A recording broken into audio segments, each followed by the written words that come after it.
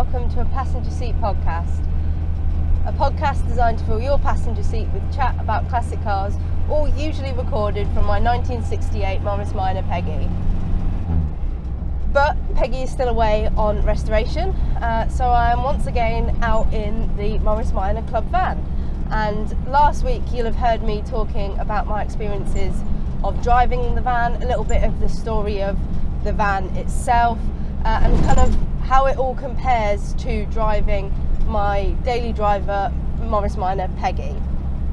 But in today's podcast I'm going to talk a little bit more about that kind of why aspect. Why does the Morris Minor Owners Club own this van? Why do they own other vehicles? What are the sorts of things that they own that fall under this category of heritage assets, and why these are quite important for all car clubs. So a lot of people, I think, more recently have come to think of car clubs as kind of perhaps a way to meet other people who own the same sorts of car as them, learn a few things about their cars and go to events. And that has resulted in, I think, a lot of springing up of kind of Facebook group clubs that are really about kind of bringing those people together and about putting on events.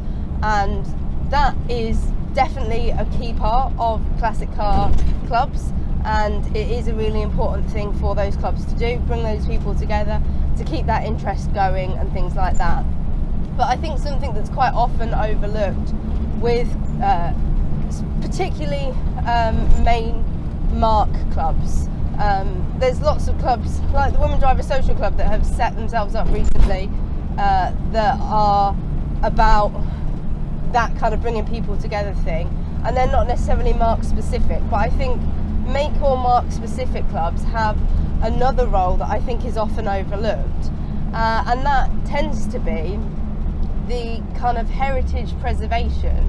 Quite often these car clubs are the remainder of a dead name in terms of car making history, and it's down to them to kind of keep the heritage of that name going, to keep the kind of story of those cars going, and work out ways to preserve those cars for the future.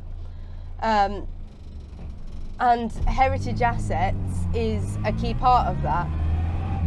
So a heritage asset is something that can look like a wide variety of different things, and it often depends on the club, but it is something that is important to the mark of the car, or the history of the car, or kind of anything that kind of fits into something that ought to be preserved in some way, shape or form, or helps towards the preservation and maintenance of the club that does the preserving.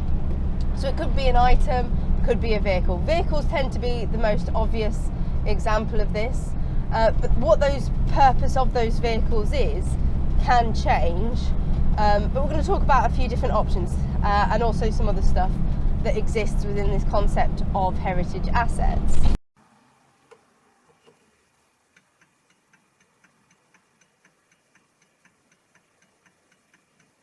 Starting obviously with vehicles, the most obvious thing for a club to step in and preserve would be a really special, really unique, really important car or example or prototype or something like that. So that might be the very first car if they can get hold of it and it's not in private ownership, or it might be a prototype, or it might be kind of something unique. A good example of this is the Morris Minor Owners Club owning the last saloon. So they got hold of the last saloon when it was in a pretty horrendous state, and they spent club time and money on preserving that vehicle because it was seen as kind of a key landmark vehicle to mark the end of the production of what most people think of when they think of a Morris Minor, which is a saloon. And then that car is now preserved and is part of the heritage of Morris Miners. But it also serves a dual purpose, which this van also serves, and that is promotion. So the last saloon now sits in the Great British Car Journey on display. The club can get it out because they still own it whenever they need it, so it'll come to national rallies and things like that for display purposes. But it sits on display in a museum and highlights the fact that the Morris Minor Owners Club did this, put the time into it, and promotes the club in that regard. Promotes the work that the club as a whole is doing to protect a heritage asset. This van was kind of bought on the same premise. We all know that historic vans are rarer than saloons and things like that, but also they are used for advertising. It's typical to see them with some sort of sign on the side of them and kind of promoting a business or something like that. And when this van goes to events, there are magnets in the back that go on the side that promote the club. So like when I took it to Brooklands, I put those magnets on. When I took it to a little local fair that had a classic car display, I put those magnets on. It's about it being a vehicle that can be used for promotion. It's also incredibly handy for taking stuff to and from the NEC, which is again a place where the club does promotion. Similarly, the Miranda Project car now is a heritage asset of the club because that car did a load of promotion work for the club and also Marie Curie in its 75th year, and so it falls under that category. Now the cars that come in and go out of the heritage assets of a club can change. So a car might be seen as particularly important or need the club to kind of intervene, step in, do some restoration work on it, and then they might well decide that actually it's not in the club's interest to keep hold of that anymore, but it's served its kind of purpose and the club has done its role of perhaps using the car for restoration demonstrations or using the car for some form of promotion, and now it's time for it to move on, kind of thing. So that's what vehicles can often look like. It might be that a vehicle is donated to a club because of some form of significance, and it's then them being trusted to do whatever is best for that particular vehicle. It might be that like I know that the Rolls-Royce Enthusiast Club have this huge wooden kind of shooting brake style Rolls-Royce that is kind of seen as a heritage asset because it's so unusual and it's got quite an interesting backstory and things like that. But it's also useful because it's a car that they can take out and use for promotion and things like that.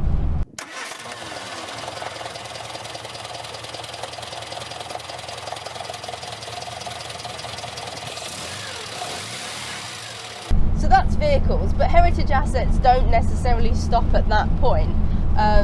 They can be lots of different things. It could be, for example, the records. So again, the Rolls-Royce Enthusiast Club has a vast collection of every record going for Rolls-Royce, and we got the privilege of seeing that when we went and visited their headquarters, because it's their headquarters that has the role of preserving that heritage and making it available to the members that want to use it, but also keeping it safe for future generations. And that's why they've looked into kind of digitizing it and making sure that it is going to be safe and what they can do to keep it as safe as possible.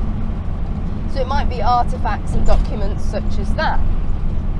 It could also be items or paraphernalia related to the creation process of a particular vehicle. So it might be that a club owns the moulds for the wings of a car, or a club owns the tooling equipment for something to do with making that particular car, and that keeps that safe and accessible so that somebody who might need it could have access to it to create a replica or something like that.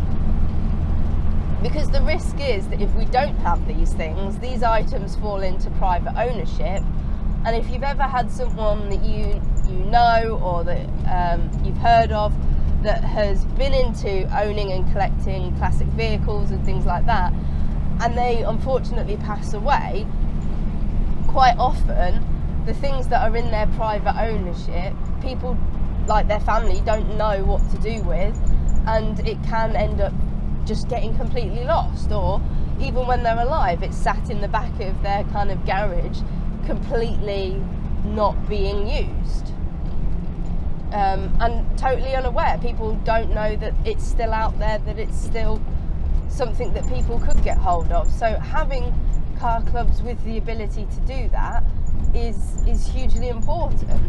Heritage assets might also look like very specific collections of items that are related to either the vehicles, the company's history, anything like that. So one example might be trophies.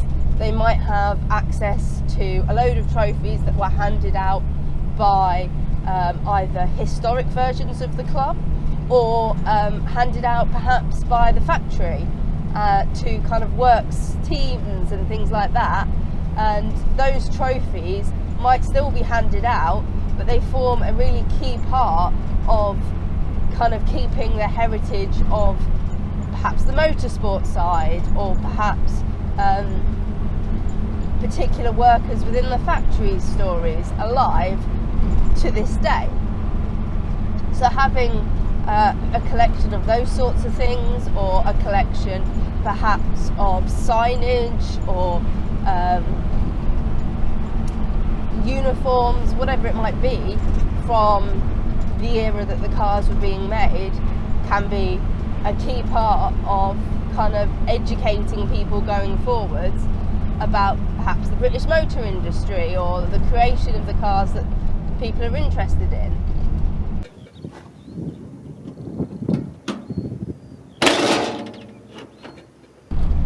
Another thing a car club might be involved in keeping safe is things like press and media and photographs and things like that.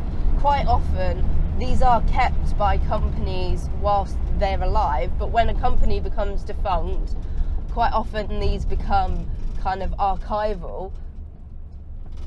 But when those factories and things like that are cleared out, they aren't always regarded as such, and it's often down to these clubs to step in, find these things, and make sure that they're preserved, because whilst the interest might not necessarily be there right there, the interest might well be there later on.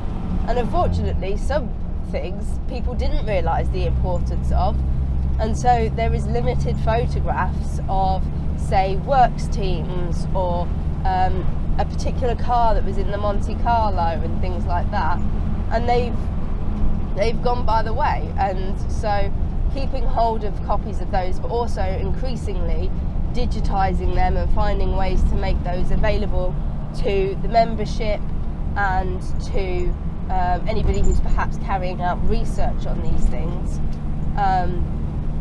is really important.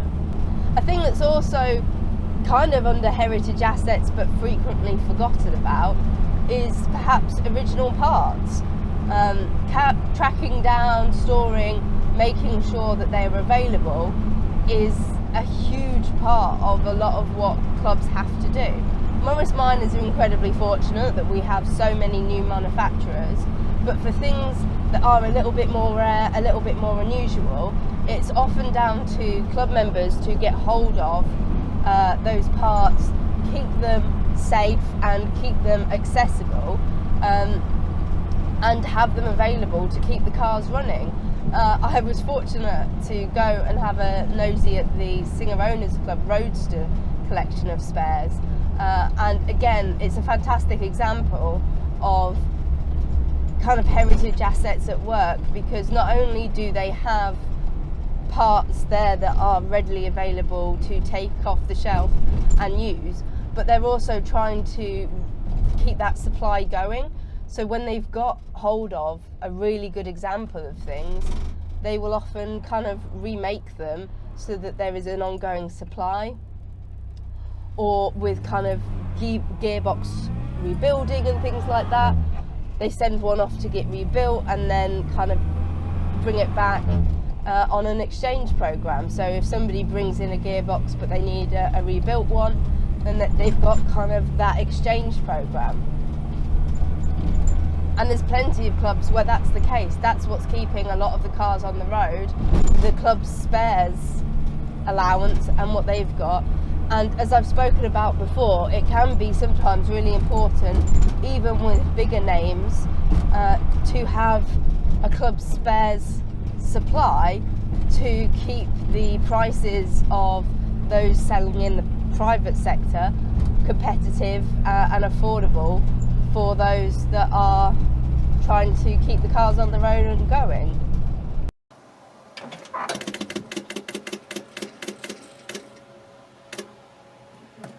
Another thing that I think clubs are kind of really key in keeping details of is prominent historical figures.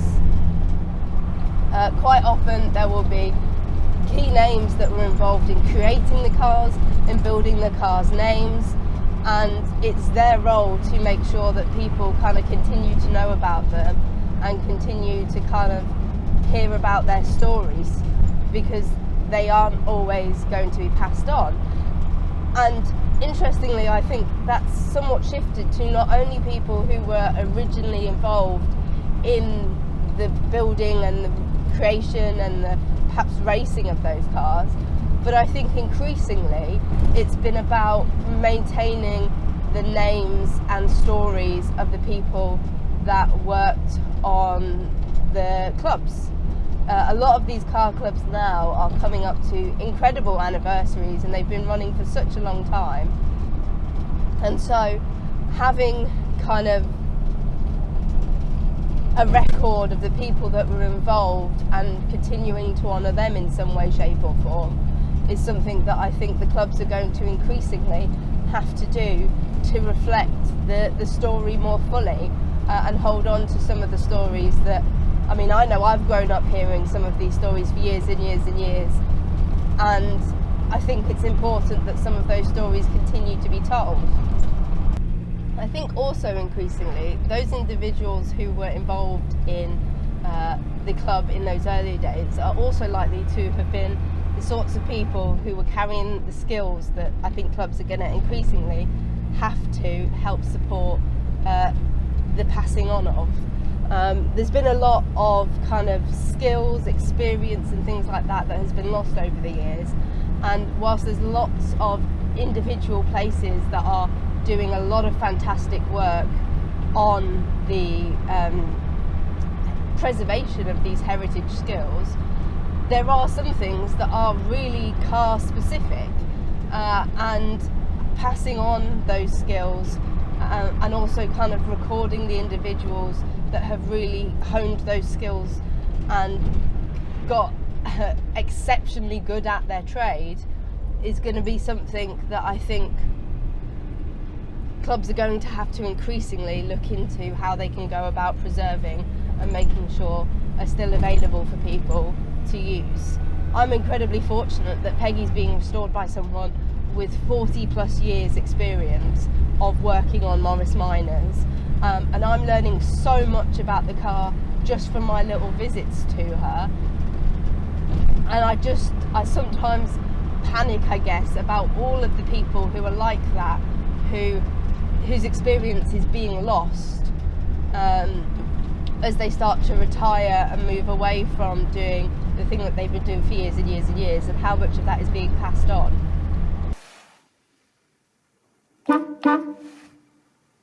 These have been some of my thoughts, I guess, that I think a lot of people overlook. I know that when I first got involved with committees and car clubs and stuff like that, I was kind of firmly of the belief that it was mostly about putting events on and bringing the people together, and perhaps a bit of knowledge about the idea of kind of spares, because some of my dad's cars are of that ilk where they do need club spares to help support them. But I don't think I'd really thought as much into this idea of the kind of preserving the heritage, preserving the cultural value of some of these vehicles until I started to kind of be a bit more involved with that sort of things. And ultimately, when I borrowed the club van, I've been so fortunate to be able to use it, and I've loved every second of it, and I really wanted to make sure that whilst I had it, I did as much as I could to talk about the role that this van plays within the club, why it exists, and kind of what the importance is of having these sorts of assets within clubs, to kind of keep the cars going, keep the clubs going. I'd really love to hear if you were involved with a club, if you're a member of a club, what sort of heritage assets they have, or perhaps what sort of heritage assets you think they should have. Because I'd like to hear kind of some of that discussion down in the comments on YouTube or over on the social media. What sort of thing do you wish had been preserved for the sort of car that you drive? What sort of thing do you think clubs should be stepping up and getting involved with this heritage asset side of things? I don't think it's necessarily all about creating museum pieces and things like that. I think it is far more about preservation and education, and keeping these vehicles on the roads. And I think that there's some great examples out there, so I'd love to hear them. Thank you ever so much for listening. I think this will be my last official video with the club van, so I hope you've enjoyed it, and in the meantime, drive safely and happy motoring.